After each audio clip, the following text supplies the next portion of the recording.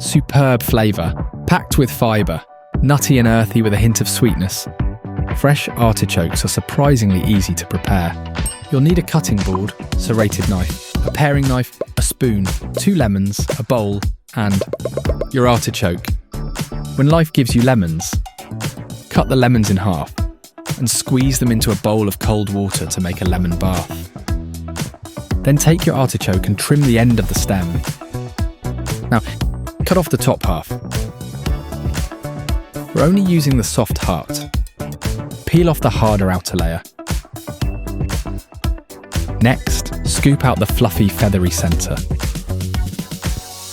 Last but not least, give the artichoke a lemon bath.